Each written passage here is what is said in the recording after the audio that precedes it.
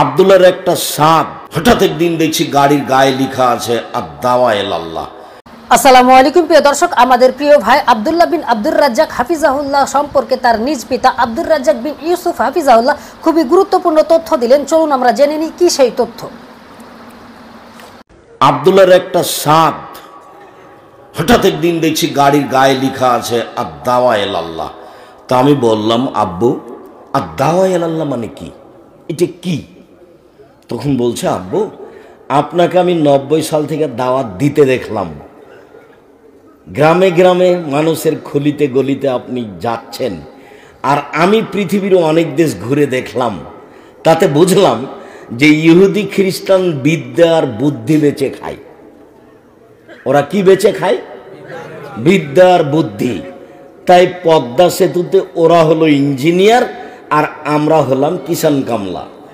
আমাদের মাথায় আছে ডালি আর ওরা হলো ইঞ্জিনিয়ার।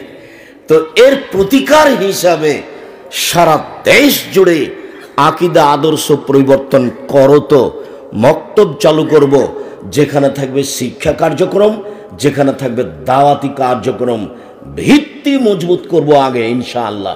সারা দেশ জুড়ে মক্তব চালু করব ইনশাআল্লাহ। সেই সুবাদে মাঠে নেমে বই পুস্তক লিখে সিলেবাস তৈরি করে বই পুস্তক ছাপিয়ে আপনার ওই ট্রেনিং চালু করে দিয়েছে।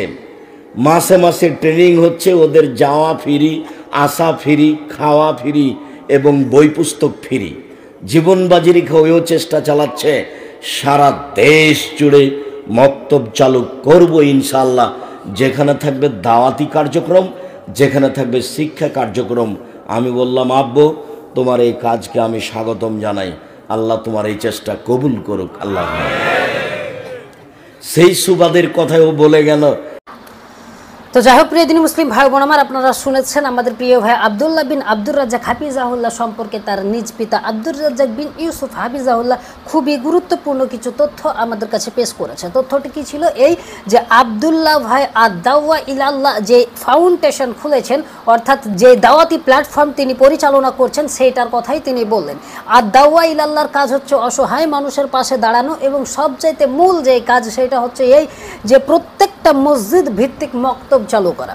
প্রিয় দিনী মুসলিম ভাই বোন আমরা অনলাইনের মাধ্যমে সকলেই অবগত আছি যে আমাদের আব্দুল্লাহ বিন আব্দুর রাজ্জাক হাফিজাহুল্লাহ তিনি কিন্তু খুবই কঠোর পরিশ্রম করে কিন্তু বাংলাদেশের অনেক জেলাতে নিজে গিয়ে মক্তব প্রতিষ্ঠা করছে, যেগুলো আমরা অনলাইনের মাধ্যমে দেখতে পাচ্ছি। তো প্রিয় দিনী মুসলিম ভাই বোন আব্দুল্লাহ বিন আব্দুর রাজ্জাক হাফিজাহুল্লাহর এই যে কাজটা, এটা অনেক তীক্ষ্ণ এবং বিচক্ষণতার সঙ্গে তিনি এটা করছেন, আর এটা খুবই গুরুত্বপূর্ণ একটা কাজ তিনি হাতে নিয়েছেন।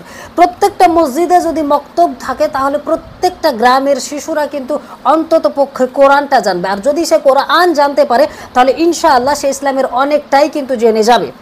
সো এই জন্য আমাদের প্রিয় ভাই আব্দুল্লাহ বিন আব্দুর রাজ্জাক হাফিজাহুল্লাহ এই গুরুত্বপূর্ণ প্রজেক্ট হাতে নিয়েছে। তাই আমরা সকলেই আব্দুল্লাহ বিন আব্দুর রাজ্জাক হাফিজাহুল্লাহর জন্য মনের অন্তঃস্থল থেকে দোয়া করব, যেন আল্লাহ রাব্বুল আলামিন আমাদের বড় ভাইয়ের এই কাজটাকে আল্লাহ সুবহানাহু ওয়া তাআলা কবুল করে নেন। এই জন্য আমরা সকলেই মনের অন্তঃস্থল থেকে দোয়া করব ইনশাআল্লাহ। তো যাই হোক প্রিয় দিনী মুসলিম ভাই বোন আমার, আজকের ভিডিওটি এ পর্যন্তই ছিল। আগামীতে আবার অন্য কোনো বিষয় নিয়ে কথা বলবো ইনশাআল্লাহ। ততক্ষণ আপনারা সকলেই ভালো থাকবেন। আসসালামু আলাইকুম ওয়া রাহমাতুল্লাহি ওয়া বারাকাতুহু।